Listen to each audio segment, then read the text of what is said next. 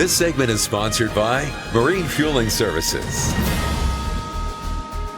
The company's been around for a little bit over 60 years. Started by the Bean family. They bought the land initially, started the fueling service and the fleet here. That whole time it's been around, it's always been owned by the same family, operated by the family, and never had any layoffs. One thing about being a small fleet and a family-owned business is that we're more engaged with the local community. And also our boats don't travel very far. We service mostly the Golden Triangle area.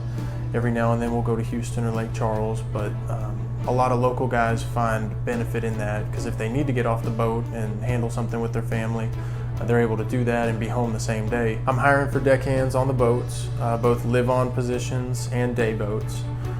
The newer guys will be required to work both though. For a live-on boat, you're working 20 days on, 10 days off. When you're on the boat, you're alternating 6-hour watches. You're gonna be up for 6, down for 6 for those whole 20 days. For a day boat, you're working 14 days on, 7 days off, a week of days, a day off, a week of nights, and then a week off. It can be a tough job sometimes. You have to be able to handle authority well, be able to do what you're told, responsible, disciplined. There's a lot of things you got to do every day. Housework. You got to keep the galley, this is the kitchen, keep the galley clean, keep your bunk room clean, keep up with the interior of the boat the same as you would your house or apartment. And then you've got your maintenance side. There's chipping, there's painting, engine room cleanup, and then mechanical. You're checking oil, doing routine maintenance, changing oil, that kind of stuff. And then you've got the just the operations of a deckhand. You're facing up to barges, building tow, attaching the face wires, throwing and catching lines. That's probably going to be the biggest part of your job. The captain relies on the deckhand to be able to do that. Because it's not always ideal conditions. He may need you to catch that on the first time so y'all can safely make it to dock. That's one thing that a lot of these guys take pride in, is being able to throw the line and catch it on the first time.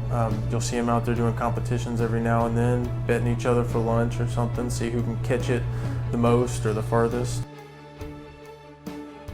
With a job like this, you're dealing with heavy equipment, barges, and top it all off, you're on the water. Safety is one of the most important things that we have to look out for here. And then always just looking out for each other, keeping each other safe, always being in contact with your captain, communication. We like to keep 2 deckhands per watch. We always have an experienced deckhand, and we try to keep a trainee with them as well, somebody who's learning. We do have a female working here right now as a deckhand. We got all kinds of different guys out here, big guys, small guys. If you're willing to put in the effort, we've got guys here willing to train you, and the physical side you can always build on. If you're willing to learn, the rest will come with it. Like I said before, if you're working for a bigger company, you may be going to Houston to crew change or going to Louisiana. Here, you get on our boats here at our dock. You're able to take care of things when you're gone. You can know everybody in the company. We've only got about 70 employees here. You're more than just a number on somebody's payroll sheet. You can come in and talk to the office personnel, the people doing your payroll, the people doing your evaluations. Come sit down with them in person. The most effective way is to come and apply here in person. We've got a dispatcher here.